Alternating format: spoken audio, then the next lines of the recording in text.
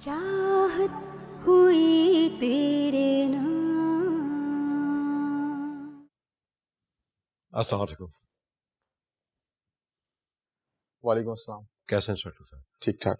तशरीफ रखें। जी गालबन आप ही शकील साहब हैं? जी, मैं ही शकील हूँ। ये बाहर खड़ी गाड़ी आप ही की है ना? जी जी, मेरी कार है, लेकिन आप क्यों पूछ रहे हैं?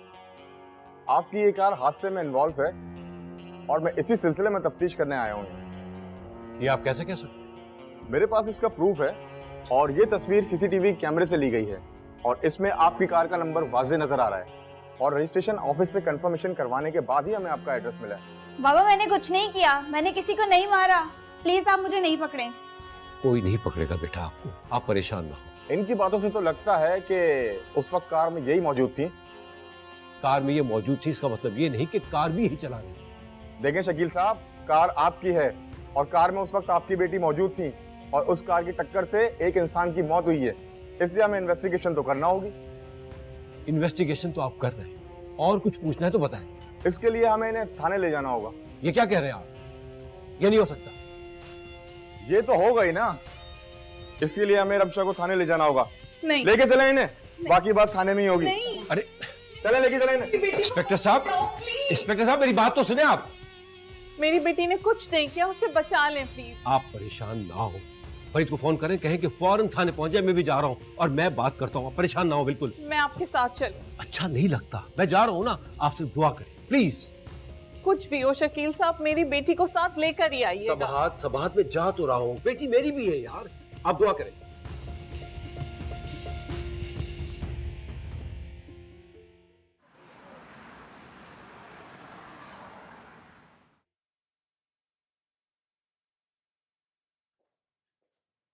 अस्सलाम वालेकुम। वालेकुम अस्सलाम। क्या हुआ, बहुत थक गए हो आज? हाँ, ऑफिस में काम बहुत था, ब्रेक का टाइम ही नहीं मिला। तुम फ्रेश हो जाओ, मैं चाय लाती हूँ। अरे नहीं, बैठो, ऑफिस से चाय पी के निकला था मैं। तुम्हें कोई बात करनी थी मुझसे, तुमने फोन भी किया था।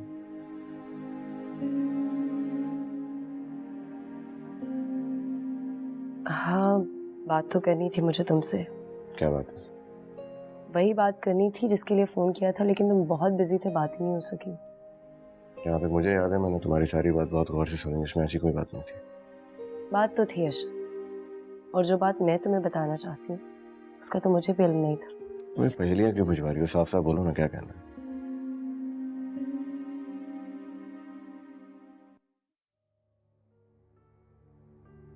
या अल्लाह ताला, मेरी बच्ची ना समझ है अल्लाह ताला, नादान है। तुझे तो सब खबर है मालिक, वो बेकसूर है, बेगुनाह है। उसे इज्जत के साथ वापस भेज दे परवरदिगार, इसमें उसका कोई कसूर नहीं है, उसे बचा ले। एक माँ की तुझसे इल्तिजा है अल्लाह ताला, मेरी बच्ची को साथ खैरियत के घर लौटा दे।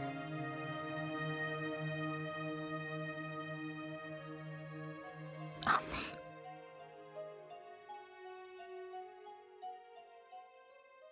शायद तुम्हें मेरी बातों पर यकीन नहीं आया। जरा हीरा ने मुझसे शादी से पहले मुलाकात सिर्फ इसलिए की थी ताकि वो मुझे अपनी गुजरी जिंदगी के बारे में बता सके।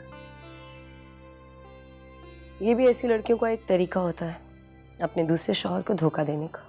क्या फजूल बातें कर रही हो? दिमाग खराब हो गया तुम्हारा? उसने मुझसे मिलकर कहा था कि उसकी पहले से शादी हो चुकी है, उसने कोई धोखा नहीं दिया मुझे। बहुत सी चीजों का इंसान को तब तक यकीन नहीं आता जब तक वो अपनी आंखों से नहीं देख लेता। तुम्हारा दिमाग खराब तो नहीं हो गया? कैसी बातें कर रही हो? उसने कोई धोखा नहीं दिया मुझे, उसने मुझे बता दिया था कि उसकी पहले एक शादी हो चुकी है। और जो मैं तुम्हें बताने वाली हूँ उसका अंत तो मुझे भी नहीं था। देखो, अब तो मुझे साफ साफ बताओगी या मैं खुद जाके हीरा से पूछ लूं? नहीं अशर, प्लीज ऐसा मत करना, वो बहुत चालाक है। देखो प्लीज तुम मुझ पे भरोसा करो, मैं एक ना एक दिन तुम्हें इस बात का सबूत जरूर दूंगी, क्योंकि उसने सिर्फ तुम्हें ही नहीं मेरे एतमाद को भी धोखा दिया, और मैं उसका झूठ खोल के रहूंगी एक दिन।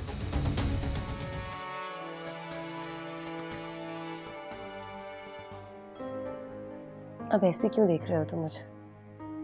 कौन किसको धोखा दे रहा है ये तो बहुत ही पता है।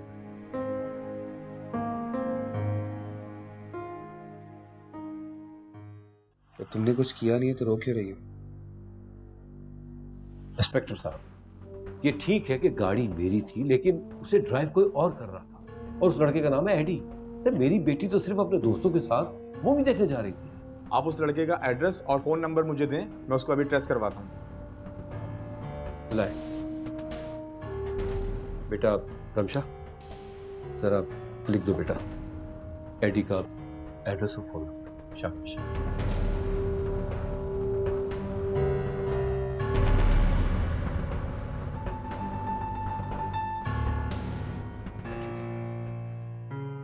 ये ले इंस्पेक्टर साहब, हमने एडी से कांटेक्ट करने की कोशिश की थी, लेकिन वो हमें मिला नहीं। शायद वो गायब हो गया। ओके, मैं अपने तौर पे पूरी कोशिश करूंगा। जब तक उस लड़के का पता नहीं चल जाता है, आपकी बेटी को यहीं हमारे साथ थाने में रहना होगा।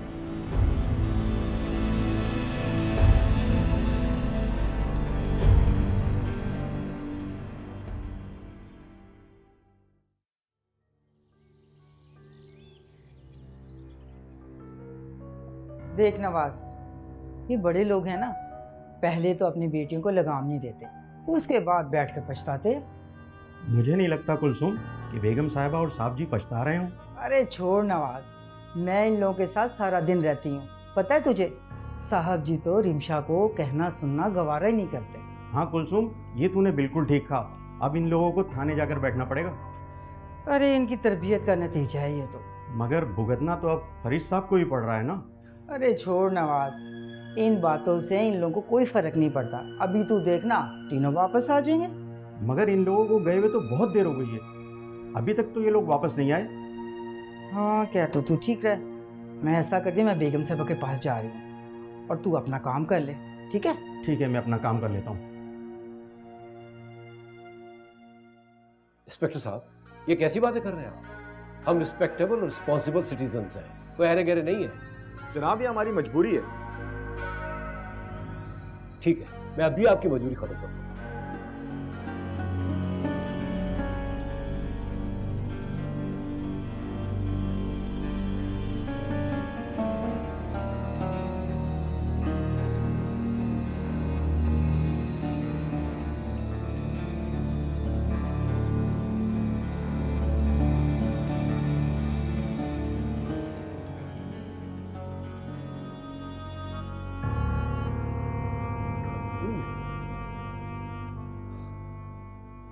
क्या हुआ बाबा?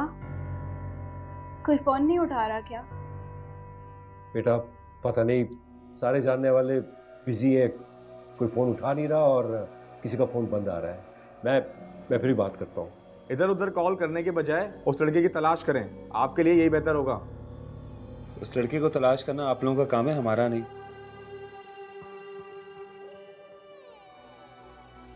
जनाब, हमें हमारा काम ना सिखाएं, हमें क्या करना है हम अच्छी तरह जानते हैं। शुक्र है सिद्दीकी साहब आपने फ़ोन उठा लिया। एक्चुअली मैं आपको थाने से फ़ोन कर रहा हूँ।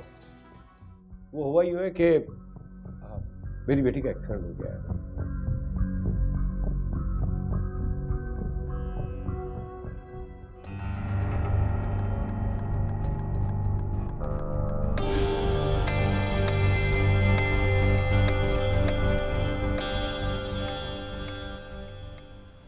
अच्छा, बात करेंगे आप?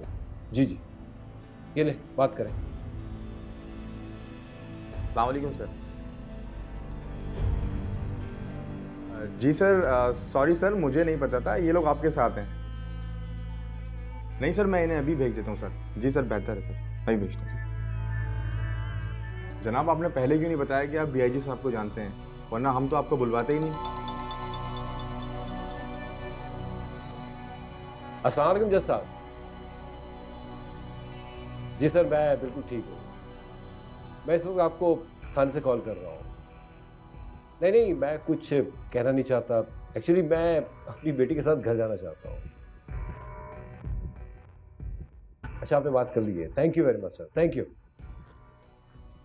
देखें, हमने आपको उस लड़के का नाम और पता दे दिया है, अब आप उसे तलाश करते रहें। जनाब, आपको रोका किसने है? आप जा सकते हैं और अपनी कार लेते हुए जाइएगा। जब हमें आपकी ज़रूरत होगी हम खुद हाजिर हो जाएंगे। ये होगी ना बात? पहले ही ये कह रहे थे। चलो बेटा, आजा आजा बेटा।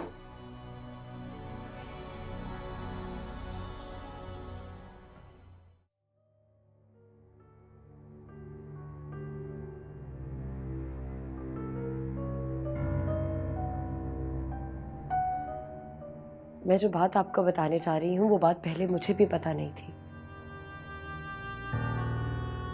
हिरा पहले से शादीशुदा थी।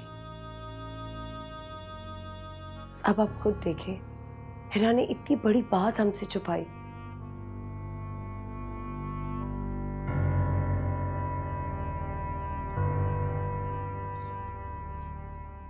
जी नूरी अशर आ गए? हाँ जी, वो तो कब के आ गए। अच्छा उससे कहो लाउंज में बैठे, मैं आ रही हूँ। जी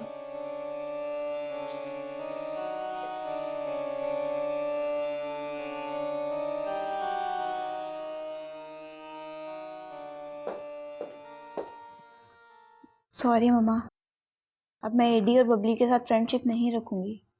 क्या ये तुम सच कह रही हो बेटा? जी बाबा। कभी कभी कुछ बुरा अच्छा होने के लिए होता है। लेकिन ये बुरा तो बहुत ही बुरा हुआ है, जो मैं कभी नहीं भूल सकता। उस गरीब के कितने एहसान थे मुझ पर। उसकी जान की कीमत इतनी सस्ती नहीं थी कि इन पैसे वालों को एहसास ही नहीं कि एक जिंदगी इस दुनिया से चली गई। क्या बात है फरीद, बड़ी गहरी सोच में हो तुम। नहीं, कुछ नहीं, ऐसे ही। कैसे कुछ नहीं? कुछ तो है बेटा। मैं सोच रहा था मामू कि उस फकीर ने मरकर वो काम कर दिया जो हम जिंदा रहकर भी नहीं कर सके।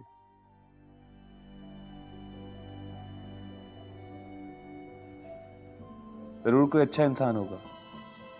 क्या मतलब है? मतलब ये कि फाइनली तुमने एडी और बबली जैसे लोगों से दोस्ती छोड़ दी। अच्छा तो ये बात है, फिर इसी खुशी में कॉफी हो जाए। ये बताओ बेटा, पुलिस वालों ने ज्यादा परेशान तो नहीं किया ना? परेशान करने के मूड में तो थे, लेकिन मामू जान ने फोन कर दिया था। इंस्पेक्टर की समझ में बात आ गई। मामा आई नीड माई कॉफी। अच्छा बेटा, मैं भी बनवा देती हूँ। कुलसूम, कुलसूम। जी बेगम साहब। कुलसूम, रमशा बीबी के लिए जरा कॉफी तो बनाओ। क्या सिर्फ रमशा के लिए? हमारे लिए नहीं? अच्छा भाई, तुम हम सबके लिए कॉफी बनाओ। जी अभी लाती हूँ।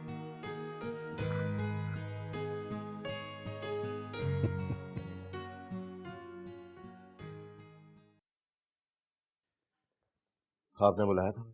हाँ अशर, मुझे एक बात बताओ, क्या तुम ये जानते थे कि तुम्हारी दूसरी बीवी का कोई पहला शौहर भी था? जानता था। तो तुमने मुझे क्यों नहीं बताया? इतनी बड़ी बात तुमने मुझसे छुपाई क्यों? कभी जरूरत महसूस नहीं की। क्यों जरूरत महसूस नहीं की?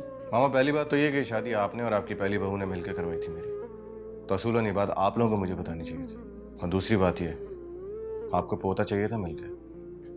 अब मेरी दूसरी बीवी की पहले शादी हुई भी थी, इससे क्या कर सकते आपको? अच्छा हुआ ये आ गई। हेरा, हेरा, हेरा। अब ये सवाल आप इन लोगों से कर लीजिए, मैं अब तक कर लूँगा। अशर एक मिनट, जाने से पहले हिरा से पूछ तो लो कि उसका पहला शौहर कौन था। तुम आखिर चाहती क्या? मेरा पहला शौहर मेरा माजी था, जिसे अब मैं याद भी नहीं रखना चाहती। ये अच्छा है, उसे याद नहीं रखना चाहती, लेकिन उससे मिलना जरूर है। जो है क्या फजूल बातें करी है? क्यों इल्जाम लगा रही है उस पर? ये इल्जाम इसलिए लगा रही क्योंकि ये नहीं चाहती कि मैं इस घर में रहूं। अशर ये नहीं चाहती कि मैं आपके साथ रहूं। लेकिन तुमने इतनी बड़ी बात मुझसे छुपाई क्यों? अम्मी मैं आपको बताना चाहती थी। शादी से पहले मैंने जोया से कहा भी था कि अम्मी को सच्चाई बता देते हैं, लेकिन इसने मुझे मना किया। क्यों? क्यों नहीं बताया तुमने मुझे? क्योंकि मैं जानती थी कि अगर आपको इसकी शादी का पता चल गया तो आप अशर से इसकी शादी नहीं होने देंगी। एक तो मुझे ये बात समझ में नहीं आ रही, आप लोगों ने तमाशा क्यों खड़ा कर दिया? जब इसकी पहली शादी से मुझे कोई गर्ज नहीं है, तो आप लोग क्यों तमाशा खड़ा कर? अशर मसला तो मुझे भी नहीं था इसकी शादी से, इसीलिए मैंने उसको इशू नहीं बनाया था। तो अब ऐसा क्या होगा? ये तो हिरा बताएगी ना। बताओ हिरा, तुम्हारा पहला शौहर कौन था? बताओ। अरे बताती क्यों नहीं? हिरा, तो मैं भी जानना चाहूंगा कि तुम्हारे पहले शौहर का नाम क्या था और उसने तुम्हें तलाक क्यों दी थी। प्लीज बताओ सबको। तुम किन सोचों में गुम हो? बताओ।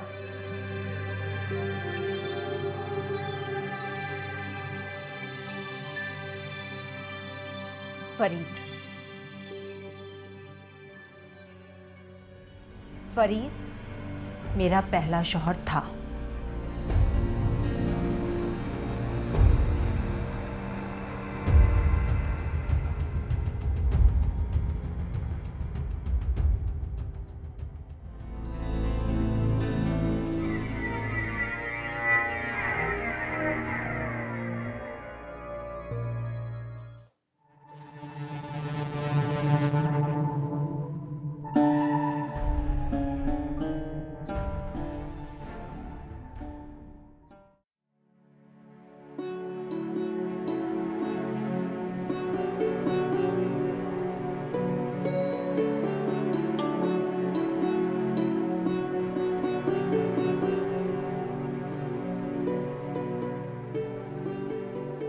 बस कर लाली, तेरे हाथों में दर्द होगा। कोई बात नहीं पापा, तेरे भी तो टांगों में दर्द हो रहा है ना। मैं तो बड़ा हूँ ना, तू तो अभी छोटी है लाली। कोई बात नहीं पापा, तूने ही तो मेरे को बताया था कि बच्चे अपनी माँ बाप की खिदमत करे हैं तो उनको बहुत सारा सवाब मिलेगा। रे लाली, मैं सोचूं खुदा न खास्ता मैं दुनिया में ना रहा तो तेरा क्या होएगा लाली? ना ना पापा, तू ऐसी बातें ना करा कर। अगर इस दुनिया में तू नहीं होगा तो मैं क्या करूँगी?